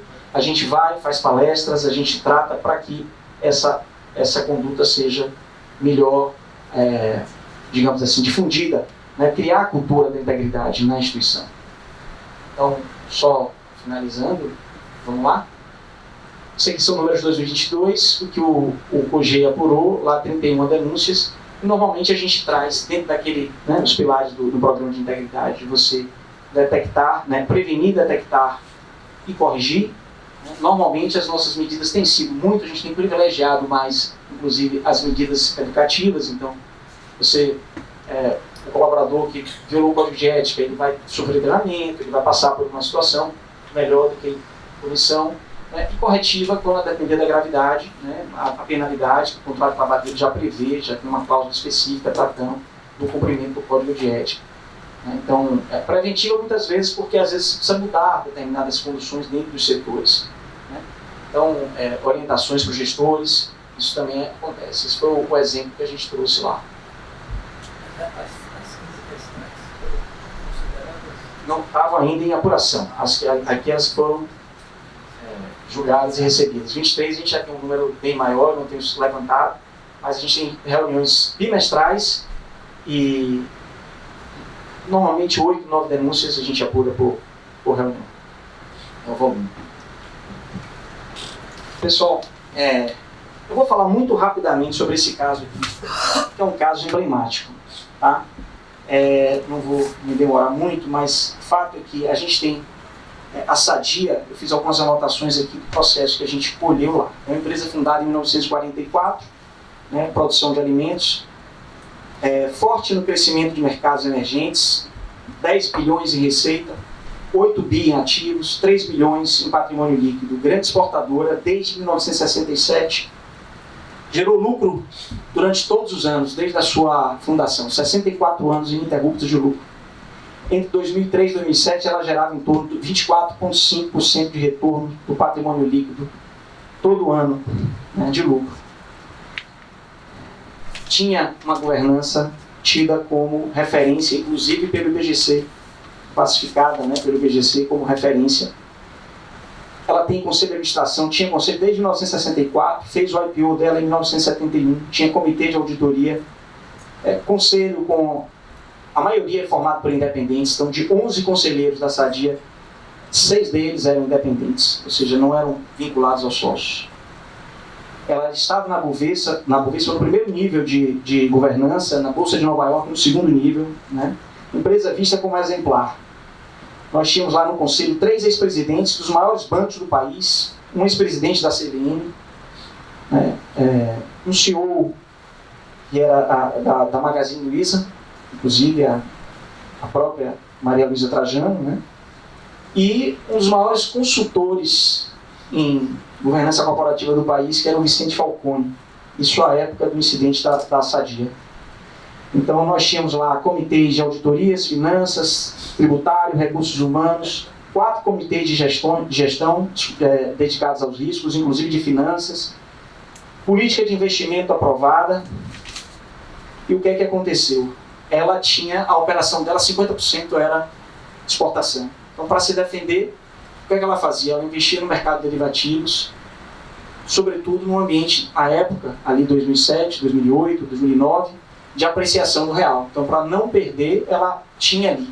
Mas ela tinha uma política de finanças aprovadas para isso. Ela tinha um determinado limite, um determinado risco que ela poderia correr. E o que é que aconteceu? Começou a ganhar muito dinheiro com relação a isso. O que se percebeu depois é que os comitês não funcionavam, o conselho praticamente não via nada, não fazia nada, e o financeiro agia por conta própria, sem respeitar a política. Isso poderia ter sido visto no melhor momento, que era enquanto ela estava ali gerando. Para você ter uma ideia, teve 2007, que é o ano anterior ao incidente, a Sadia chegou a ter um resultado financeiro que era 1/4 do resultado operacional dela. Isso é muito significativo, isso é um desvirtuamento, inclusive, da atividade empresarial, digamos assim. Então, isso, quando estava dando lucro, ninguém percebeu, ninguém viu, até que no ano seguinte eles foram aumentando cada vez mais a exposição. E o que é que aconteceu?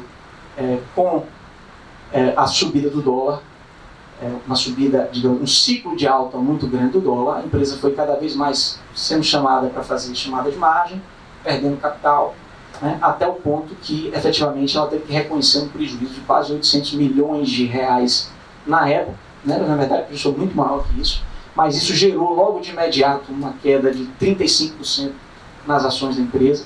E naquele ano, 2008, ela fechou com 2,5 bilhões de prejuízo. Essa operação de derivativos gerou quase 3,8 bilhões de prejuízo para a Sadia, né, e com danos incomensuráveis, né? Então, o que aconteceu ali, finalmente, com a Sadia? Eu tenho aqui uma cronologia. Depois dessa queda, né, foi contratada a BDO como auditoria externa para ver os estragos. A Merrill Lynch anunciou a insolvência da Sadia no mês de junho, isso em janeiro de 2009, né, e a empresa acabou sendo comprada, né, pela sua principal concorrente, que era a Perdigão, né, e ela conservou ali uma participação só de 32% da nova companhia. Ela que era majoritariamente a referência e o grande player. Então, isso aconteceu, a gente levantou depois. Engraçado, você pode passar um pouquinho. Isso é e-mails que você colhe lá na CVM do processo administrativo, né, da diretoria financeira tratando. Ele diz: estamos bastante desenquadrados com relação à exposição dólar real para 12 meses, dada a sua subida da curva de volume na última semana. Conforme a política, veja que ele está se referindo à política de risco financeiro. Conforme a política, podemos ter como exposição até 50% da geração operacional líquida, que hoje está em aproximadamente 720 milhões. Estamos com quase 1,2 bi, ou seja, ele quase que dobrou o limite que a política permitia. A preocupação é o dólar continuar subindo, dado que as probabilidades de dobrar as posições aumentam e as chances de caos se postergam, aumentando ainda mais o desenquadramento. E o que é que o chefe responde? Ok, mas a companhia diz que vai dobrar o faturamento, o que não consta na previsão. Temos que ver esse cenário, pode ser passageiro e que a curva já andou mais de 2 desvios em relação ao fechamento do ano passado. É hora de ter calma e não desfazer nada. Ou seja, ele viu que estava contra a política, mas ele mantém, né? E o que é que ele responde? Ok, de acordo, concordo. Fico só preocupado com relação ao desenquadramento. Ou seja, ele está violando uma regra interna ali, uma vez que é apresentado ao comitê conselho. E o que é que ele responde? Eu falo com a Adriana. A Adriana é o CFO, que é o chefe, né? Comitê sem que vem cancelado. Ou seja, semestre que vem cancelado. Comitê, a reunião do comitê, que deveria acontecer, cancelado. Só em setembro. Então, não fique tranquilo que você não vai precisar prestar contas. Vamos seguir, vamos tocar o barco, e o resultado foi esse que a gente viu. E no final das contas, o que a gente viu foi a empresa, né, os acionistas experimentaram uma perda de valor enorme, né, 60%. A empresa teve que fazer acordos milionários, inclusive com os investidores estrangeiros, para poder suportar esse prejuízo que eles tiveram. Foram punidos, né, tivemos conselheiros punidos, exceto aqueles que eram mais novos, e a gente está falando de pessoas renomadas e tidas como referências da governança corporativa do país. Mas uma governança que em tese era bonita, mas na prática não aconteceu. Né? Esse é um caso que, assim, bastante emblemático da questão da governança. Vamos lá. Fala um pouquinho só aqui da lei de licitações, né, que ela entra em vigor agora em 30 de dezembro. E a lei de licitações, ela traz algumas novidades com relação à integridade. Viu, Geraldo? Acho que pode ser a gente marcar um dia para falar sobre todas as inovações da lei, né, e discutir as questões, mas é interessante porque ela traz, primeiro, uma obrigação para as entidades públicas contratantes de implantar a gestão de risco. E esse é o grande problema, a preocupação. Essa semana nós tivemos a Comissão de Integridade de Compliance da OAB, promoveu um evento interessante, e assistimos algumas autoridades públicas se manifestando sobre o assunto. E a gente, estava lá o auditor-geral do Estado da Bahia, estava lá o membro do Ministério Público que responde pela patrimônio público e moralidade, né, o coordenador. Estava também o representante do município, Procuradoria-Geral. Na verdade, a gente vê que os nossos entes não estão preparados ainda para fazer essa implantação que eles precisam fazer para acompanhar os grandes contratos. Mas nas licitações de grande vulto, ou seja, acima de 200 milhões de reais, o programa de integridade passa a ser obrigatório, ou seja, não é facultativo, é obrigatório, né? Assim como, facultativamente, se você tiver ele implantado, ele é por critério de desempate. Então ele gera valor para quem tem, para quem é uma vantagem competitiva. Na hipótese de haver uma sanção, digamos assim, uma punição, como forma de você se reabilitar, a exigência que você faça, a empresa passe por um programa de integridade. Tá, João? Agora? Beleza. Então, só passando rapidamente, esse é mais ou menos o que as novidades da Lei de Licitações com relação ao programa de integridade, tomando como referência sempre o decreto de corrupção que a gente tem e que traz os pilares do que esse programa deve ter. Vamos lá. Bom, vamos lá. Vou passar. Bom, gente, finalizando aqui pra gente, esses paradigmas aí, né? Eu sempre fiz dessa maneira, acho que isso cabe muito, mais uma burocracia desnecessária, a tendência é não cumprir as regras. Como podemos ser compliance no mercado corrupto? Né? Aquela preocupação, quando a gente pensa na responsabilidade da empresa, né? Como é que a gente competir com esse mercado? Já vi esse filme, não vai dar em nada, isso é apenas para inglês ver. Isso é o que a gente ouve muito. Né? Mas o que a gente precisa pensar? Liderar pelo exemplo, simplificar, ter um programa que seja simples, que seja fácil de implementar, mas que aconteça.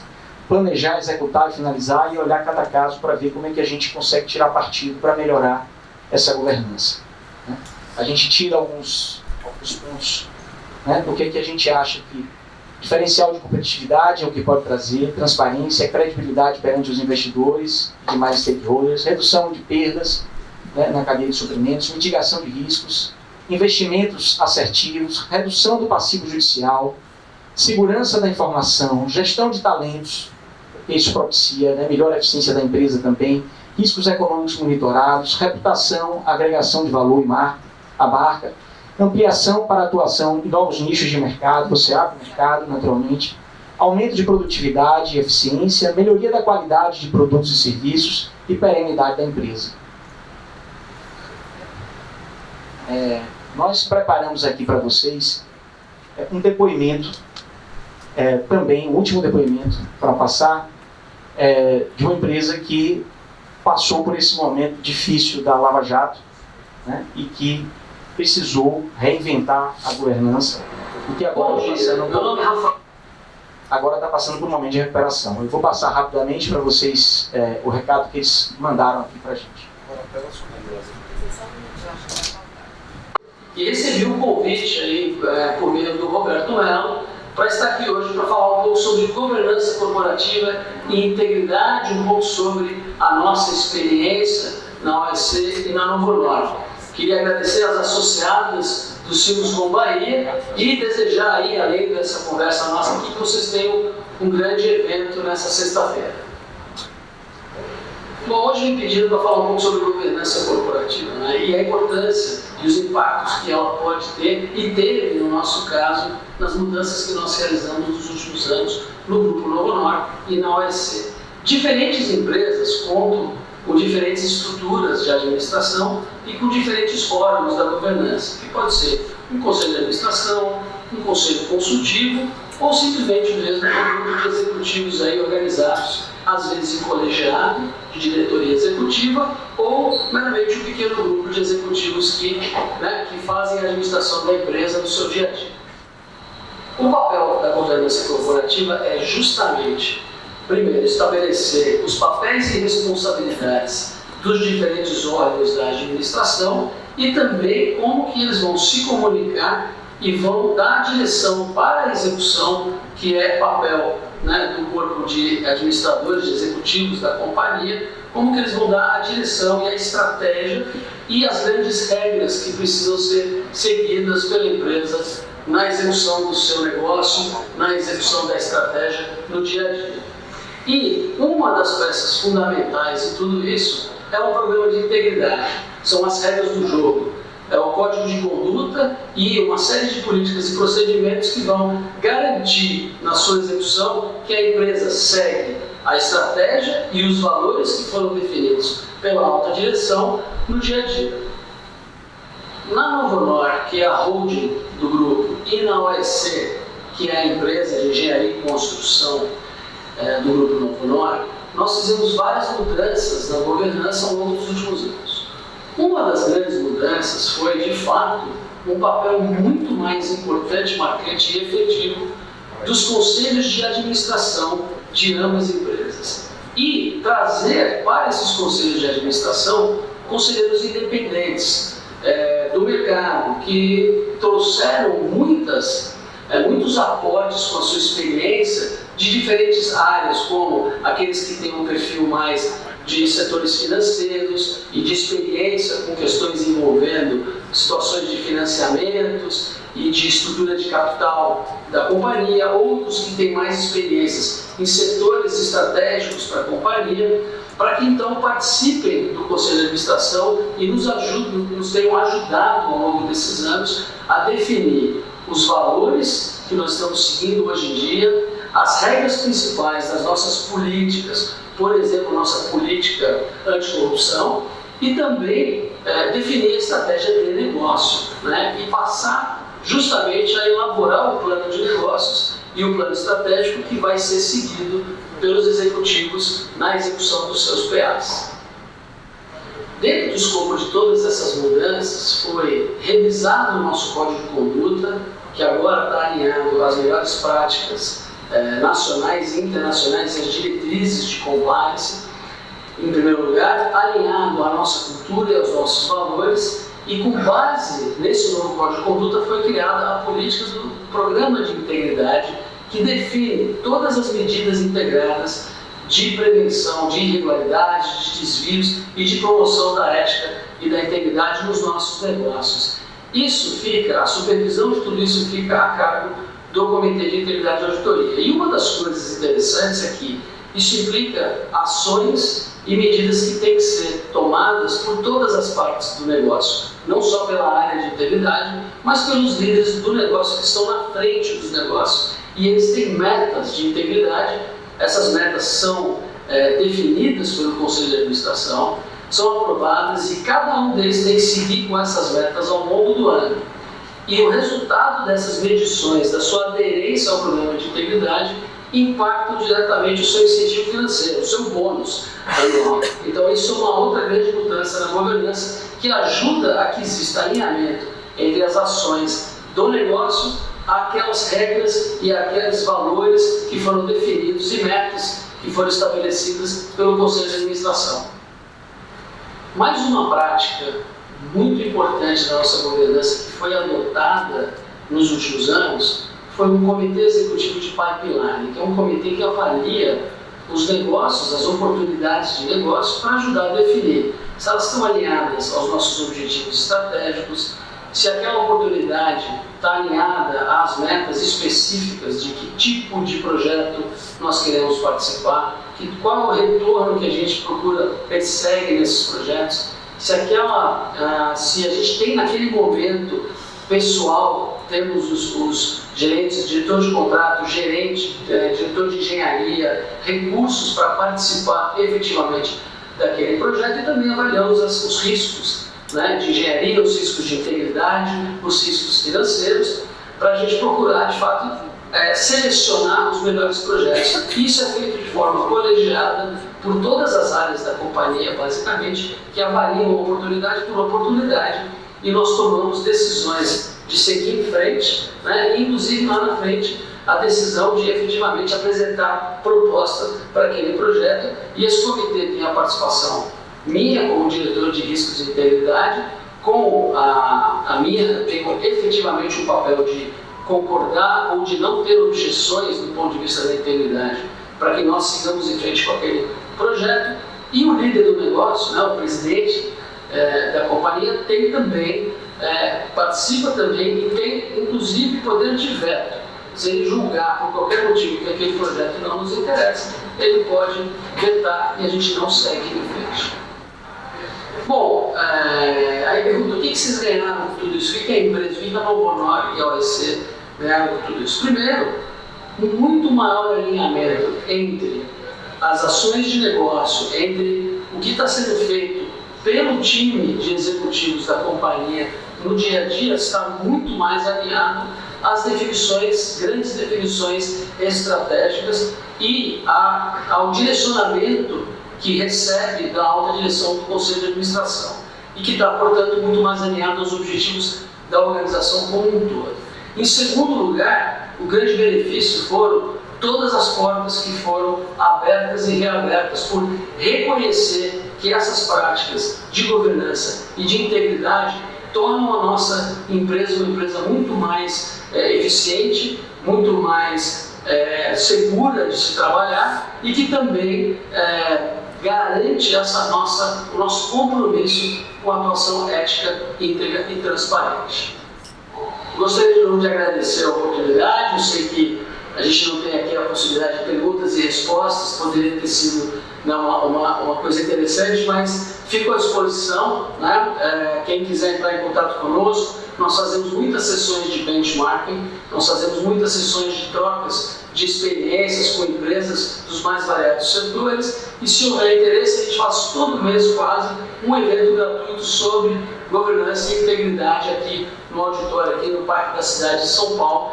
Então, quem tiver essa oportunidade de estar em São Paulo e coincidir, estão convidados, tá? Então, muito obrigado, uma excelente sexta-feira e resto de evento para vocês. Bom, gente, a gente finaliza se colocando à disposição de vocês. Claro, se tiver questionamento, dúvida, pedimos desculpa porque alongamos um pouquinho, mas porque o tema realmente é desafiador, é complexo, tá? Mas agradecendo mais uma vez o convite, a gente está sempre à disposição do Sinduscom, para o que for necessário, viu, Vicente, Nandim, ou vocês entenderem a pauta que for interessante para que a gente possa também estar contribuindo e desde já parabenizando pelo projeto, pelo Sexta-feira da Construção.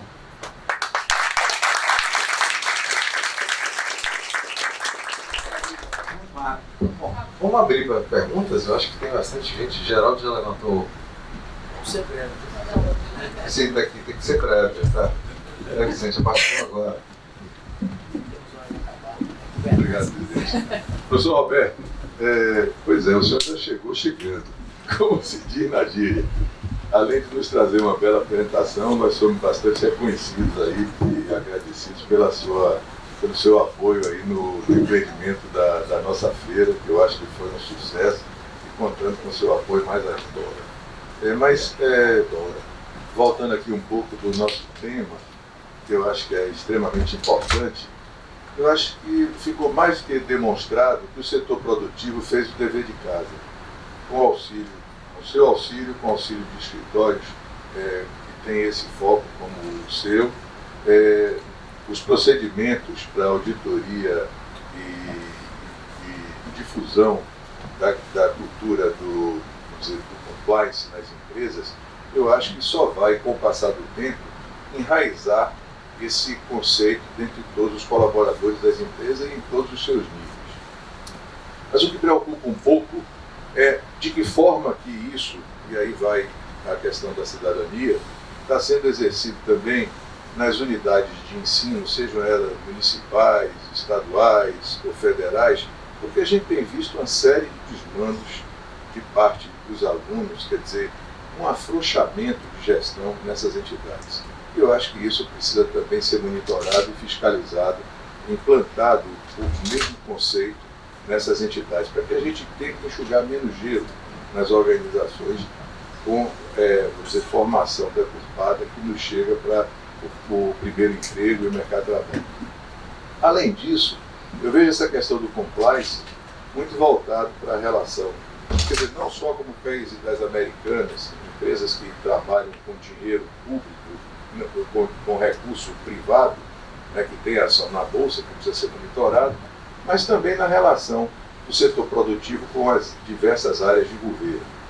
Eu acho que, no que diz respeito, por exemplo, ao funcionarismo público, quando você vende ou compra serviço do governo, isso já existe órgãos de controle que se encarregam, de certa forma, desse monitoramento, e hoje essa questão da corrupção já sofre um controle muito grande desses órgãos. Mas eu lhe pergunto, por exemplo, agora, nós vimos uma decisão desfavorável ao voto de Minerva no CARF, e as consequências que poderão advir daí, como solução indireta para se ampliar o orçamento público, né? Será que são decisões justas que vão ocorrer nesses julgamentos? Isso foi um ponto que eu não queria deixar de passar. Outro ponto, nós vemos que a letra, para nós engenheiros, para os senhores também, tem um significado.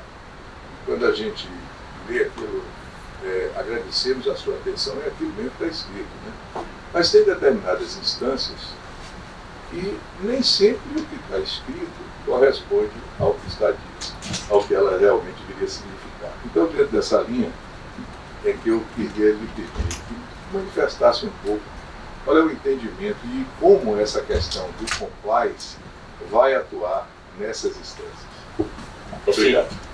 Obrigado aí pela intervenção, Gé. Você fala basicamente de política pública, né? Quando você começa a sua fala questionando a educação, a formação da cidadania desde aquele primeiro momento até quando chega para as empresas. Naturalmente você tem dois pontos. Tem a questão da política pública para que isso possa acontecer, e a gente vai chegar lá, e tem também a questão quando essa mão de obra chega e ela começa a ser tratada nas empresas, e aí a solução para isso é liderança pelo exemplo, né? Como foi dito aqui. Então, governança é uma prática que tem que corresponder ao discurso, para que a gente possa corrigir o que está aí. Mas o que, em relação propriamente à política pública voltada à educação para isso, e aí vai também para a segunda parte da sua pergunta, porque você fala de decisões do CARF, eu vou ampliar e vou falar decisões do judiciário, né, que interferem, decisões... nós temos desconformidades, para poder usar a palavra do compliance, em todos os níveis da área pública. E essa vai ser a grande dificuldade. A lei de licitações, eu falei, ela não traz só uma obrigação de um programa de integridade para as empresas. Ela traz também um programa de uma necessidade de gerenciamento de risco por parte do poder público, que precisa fazer o dever de casa. O judiciário também precisa ter programa de integridade. E todos os órgãos da administração. Esse dever de casa precisa ser feito. E a sensação que a gente tem é que isso não está sendo cuidado. Eu vi isso dos profissionais, das autoridades públicas essa semana, né? Isso ainda está muito embrionário. Nós temos a lei de licitações entrando em vigor em 31 de dezembro, trazendo isso como obrigação das entidades públicas para contratarem. Então, efetivamente, a gente não sabe como é que isso vai funcionar, mas é uma obrigação. O legislador fez sua parte, trouxe isso como obrigação também para a esfera pública, né? A gente espera que aconteça. A gente vê pelo menos as autoridades. Eu ouvi do promotor, coordenador da área, né, que cuida do patrimônio público e moralidade, eu vi ele falar de uma abordagem mais preventiva do Ministério Público, de atuar nessa primeira linha, né? De não propriamente estar aguardando que aconteça improbidade para que ele possa agir. Parece curioso, mas ele defendeu isso durante algum tempo na fala dele, durante esse evento que aconteceu essa semana, da OAB, mas ele dizia, não, a gente precisa atuar preventivamente, então eu tenho que ir para dentro da administração pública, né, eu tenho que fazer os taques e exigir que os programas de integridade sejam cumpridos.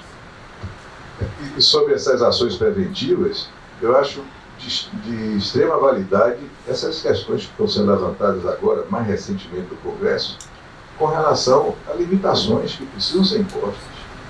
Limitações essas que vão desde o tempo de carreira até o critério de escolha.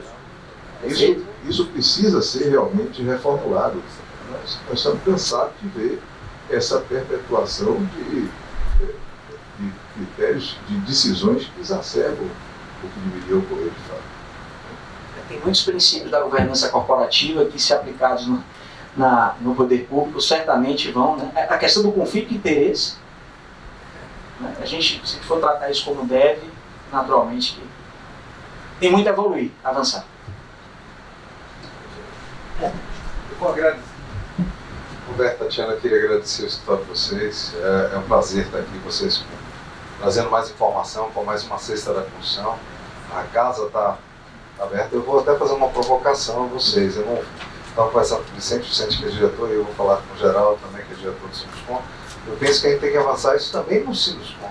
Por que não o Sinduscom tem que ter seu compliance? Esse é um tema que a gente precisa abordar. Estou vendo o Léo aí do Conjur, Leonardo Romeu, que é o coordenador do Conjur, é o Conselho Jurídico do Sinduscom, onde os advogados se reúnem para debater assuntos comuns.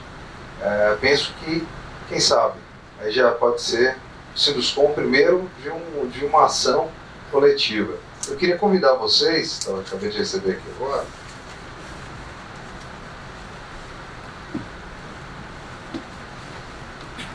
a mensagem que no dia 20/10 a gente vai ter mais uma edição da Sexta da Construção com a Brasoft e a Autodesk. A gente vai estar falando sobre inteligência artificial, a utilização em projetos, a otimização de projetos com uso de inteligência artificial. Então, hoje, que para mim é a nossa nova fronteira, inteligência artificial, como é que a gente vai usar isso na construção civil. Então, todos vocês estão convidados a estar conosco mais uma vez. Vamos tratar desse tema. E mais uma vez, amigo, obrigado pelo apoio à nossa feira. Obrigado por estar aqui conosco. E vamos passar para um novo processo. Eu acho que a gente vai fazer alguma coisa com vocês. Eu levantei aqui para também agradecer, viu, Roberto, Tatiana, agradecer a todos, pedir desculpa a vocês por a gente ter assim, encerrado, né? Não deixado nem ter realmente pergunta, mas eu acho que fica aberto o canal aí. Quando é bom é assim. Vocês, mas é porque eu acho que a gente tem que zelar também pelo horário de conclusão das atividades, para dar crédito que vocês venham e voltem, sabendo que aquela atividade vai acabar a hora, cada um tem sua. Então, por isso que eu peço desculpa a vocês, por a gente dar essa entrada. Queria fazer essa alusão também, né, de agora você está participando também do Conjur, aqui agradecer a presença aqui do nosso coordenador, e eu acho que esse tema todo é um tema que tem passa, né, sei lá, todas essas áreas. Então, era isso. Agradecer e desejar um bom fim de semana para todos. Desde que desculpa, Tatiana, lógico que encerra aqui. Você vê que a governança de Vicente começa até com horário, né? No horário ali, olha, até 10 horas, mas tá certo. Desculpa. Bom, eu queria agradecer realmente a oportunidade da gente estar aqui falando com vocês. Espero que tenhamos cumprido nossa missão, né, de falar um pouco mais. É um tema extremamente técnico. Minha pretensão é realmente trazer leveza e demonstrar a importância dele, né, para a perenidade e para o desenvolvimento das empresas. Na verdade, você não cumpriu a missão. Você não cumpriu. Você levantou as questões para a gente agora refletir mais, discutir, quem sabe chamar novamente, cada um individualmente, por aí vai, né? E estamos à disposição, né? O Melisacre está à disposição para todo o ramo da construção civil, para estar dando esse suporte e implementação de políticas de integridade, governança, sistemas de compliance para todo o ramo de atuação. Agradeço mais uma vez, né, a atenção de todos.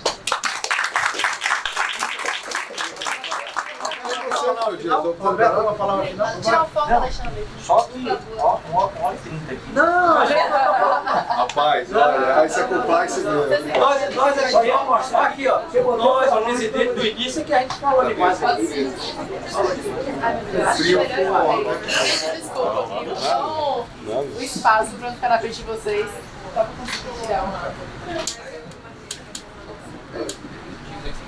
Pode ficar? Licença. A foto não vai sair bom se você não apagar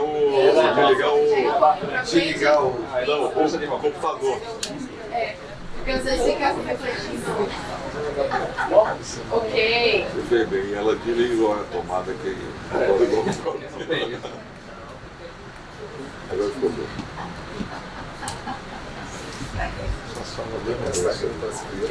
Oh, meu querido! Cadê o Marão? O Marão é a solução.